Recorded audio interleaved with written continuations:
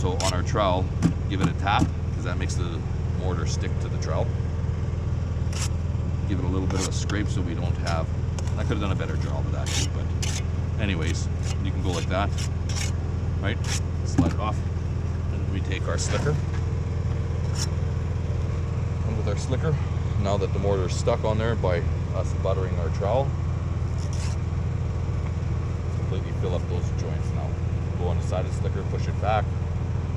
We can also use our masonry bag that we were using to fill in the top. Something like that. These, first of all, give them a little bit of a push back, pushing the mortar. That mortar, once it hardens like a rock. Like seriously, you can see how hard it is already, and it's only been 10 minutes maybe. So, and mortar, as you see, it brings the mortar, the finer aggregate, which is the cement, to the surface. And you can see it kind of buttering itself up, like I was telling you. Side angle, just make sure we got nice, tight joints in there. Everything is filled.